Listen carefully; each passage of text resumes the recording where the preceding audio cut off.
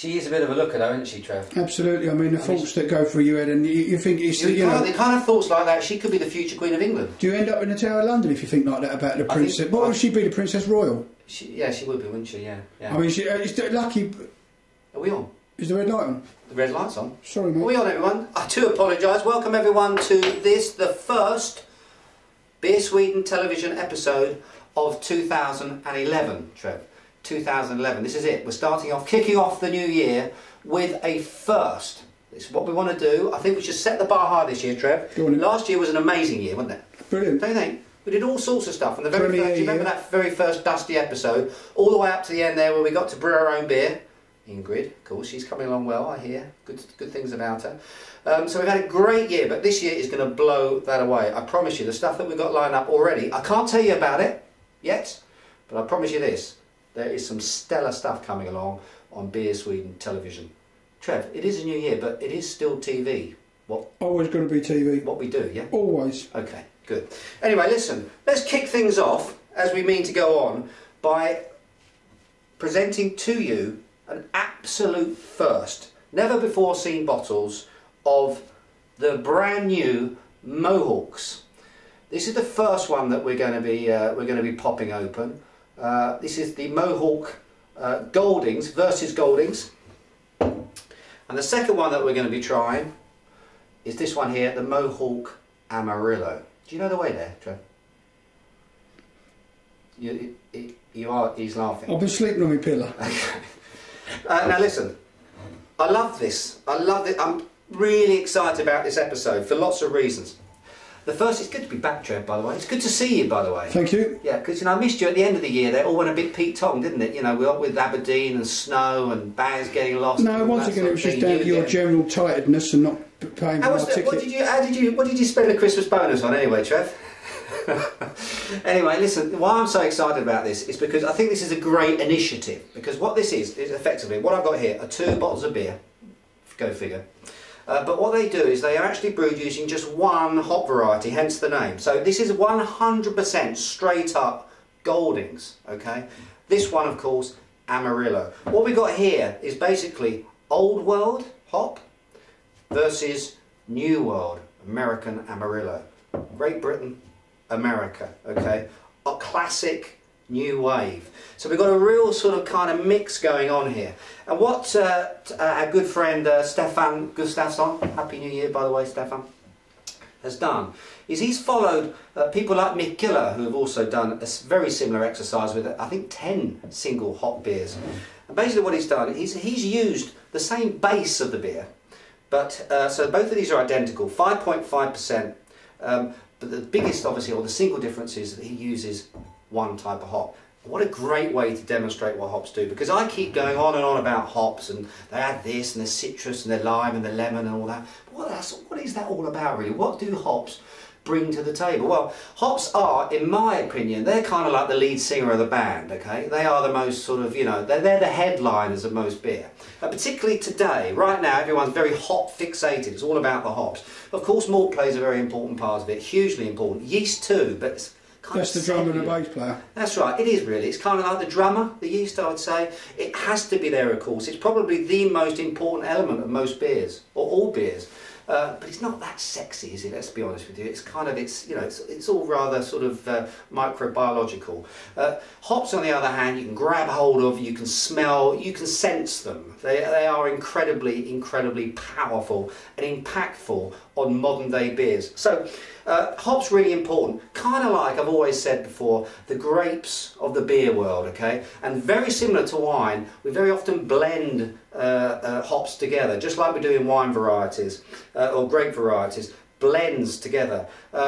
Most beers normally have 2+ different hops, because the reason why that is often is because hops normally have 2 main characteristics. The first one is that they add bitterness to beer. Very important, that, Trev, bitterness to beer. That gives beer its edge, its crispness. If you didn't have the bitterness in most beers that come from the hops, then of course beer would be quite sort of sweet or sickly and not terribly refreshing. So it's very important to have bitterness.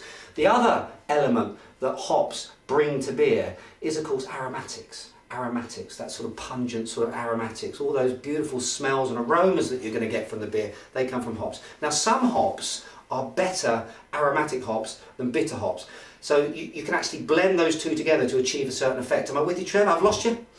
I'm waiting for you to taste the beers. Okay, yeah, but that's in a minute, This is cool stuff, very important. The other types of hops, because there are another type of hop which are dual purpose hops. So they've got what's called alpha acids in them, which give bitterness to the beer, but they also are quite pungent. They've got lots of aromas as well. So, and these two hops, Amarillo and Goldings, are considered pretty good dual purpose hops. So they're perfect for this sort of beer experiment that we're going to undergo now. So listen.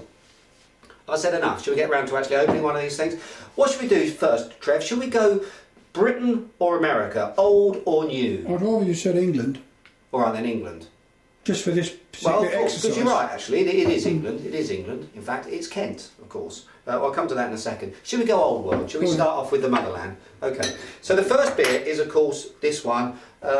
Trev, if I clip my fingers, we're not going to get jingle jangle bells anymore, are we? I hope not. I hope not as well, because I'll tell you what, I've had a gut full of that. Right, okay, this is the first beer we're going to try. I'm going to throw out the stats. Now, this beer, but in fact both of these, is not going to be available in the Systembolaget until the 15th of Feb. Right, What's the point in clicking your fingers in?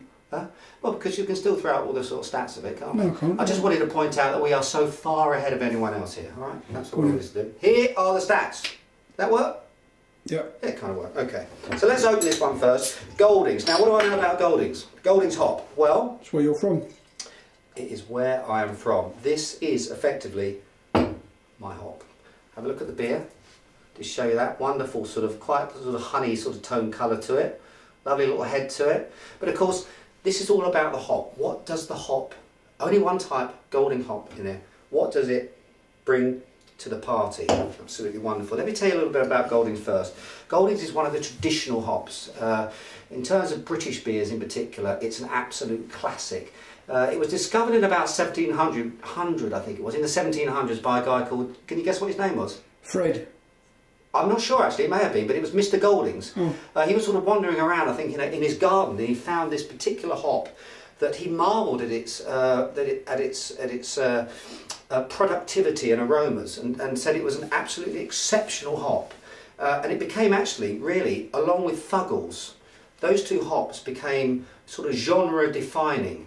Bit of a sort of like combo, you know, the uppercut of Fuggles, which is quite grassy and sort of earthy, and then you've got this sort of roundhouse, you know, killer punch from the Goldings, which has got this kind of spicy, slightly sort of candy floss or candy floral sorts of notes to it. That's what I'm expecting. Shall we give it a whirl, Trev, for the first time this year? Shall we give it a whirl? Get on with it. Okay.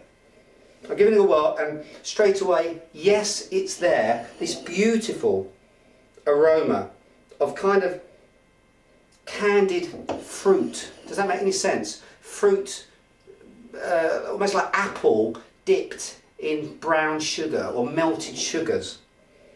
Absolutely delicious sorts of smell to it. Those posh jelly fruits covered in sugar. Yeah, kind of like posh jelly fruits covered in sugar. Yeah, and you've got a little bit of petal action as well going on. Absolute delicious smell, and so very, very English when you smell it. Gorgeous stuff. I'm going to try some. 5.5%, so lovely sort of drinkability factor built into both these beers. Nice. It's very, very interesting to try a 100% single hop beer. You know, I think you sacrifice probably a little bit of sort of balance, you know, as opposed to most traditional beers, which are obviously using multiple hops to round out the picture. So in terms of the actual flavour itself, it's very one-dimensional, of course. That's to be expected. But incredibly, incredibly interesting to do this. Yes, you're getting that really quite... there's not a lot of bitterness to this, actually. Goldings, to me, is actually a very, very gentle, quite soft sorts of mouthfeel to it. But again, you get these lovely sort of... a little bit of tangerine, a little bit of orange, I think, is going on in here. A little bit of citrus action, as I say, and that lovely sort of toffee candied type of vibe to it as well. Beautiful. In terms of rating, Trev, because we've got to rate it this year, you know, I can't keep forgetting. No more hoeing. No more hoeing, no more hoeing. We're going to go back to the traditional 0 to 5 system. I'm going to go with this one 3.7. 3.6. Trev, 3.6. Not a bad start to the year. Second one, the pretender to the heavyweight throne, Amarillo. Now Amarillo, far more modern hop, brewed by a farm, or brewed, cultivated, I think is the word. Cultivate hops, Trev. By a farm in Washington State. In terms of colour, I would say it's slightly more robust colour than the Goldings. There's not a lot in it, to be quite honest with you.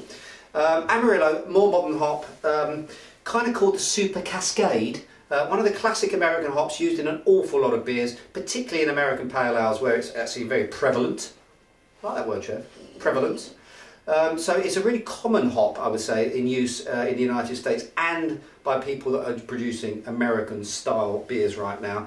Famed, of course, for its citrus sorts of actions and a little bit of orange thrown in there too. Again, it's a dual purpose hop, so it's got quite high alpha acid contents to it.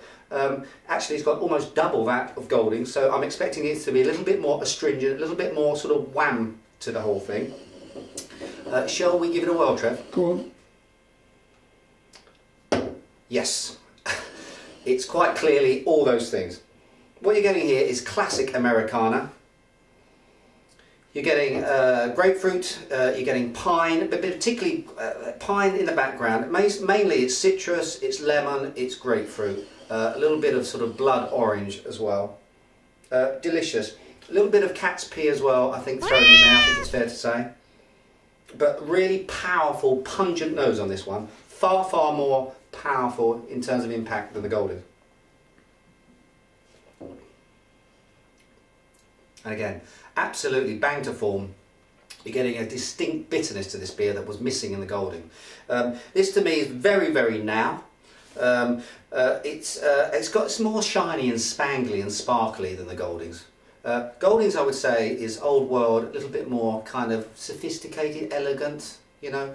This one is a little bit more blingy, but by the same token, it does grab your attention. So I like it, I really do. In terms of rating, Trev, I'm not quite sure what to say here. I can't go against the hop that, you know, has my name on it. Can I? I think I've got to. I think I'm going to go, in terms of drinkability, I think I'm going to have to go 3.7. Trev. Not a lot of difference then. Not a lot of difference, but I think this just edges it. Now, I'll tell you what else I'm going to do, Trev. Well, you're going to shut down now? No? I haven't even finished yet. This is hops we're talking about. I can go and browse about this. Mix the two together, old and new. What does that do to the beer? Ooh. Now we're talking. Really, does it work? It really does work. What happens is you've got that sort of softness, that sort of orangey sort of softness, and that candied, almost like sort of toffee sorts of notes from the Goldings. And it's just beginning to take the edge off. I think you need a little bit more Amarillo though. It just takes the edge off that sort of astringency from the Amarillo. I'll tell you what, put them together, you got yourself a great tasting beer. Great stuff. So that's it. Maybe that's what Stefan was intending. Well, that's the sort of thing you can do. Have fun with them. Absolutely have fun with these types of beer. But, you know, if you... So give you some bud work as well, does it? No, I wouldn't recommend that. In terms of, if you really want to know what hops does to beer, you should try this. Because really it gives you a very clear picture of these two these two hops, which are used, I have to say, in a lot of the beers that you can find at the Systember Lager today. So do try it. 15th of February these are coming out. Grab a few bottles, have some fun with them, mix and match beer really, Trev. Okay, so until next time, pick and mix. Pick and mix, you like that? Cheers and beers.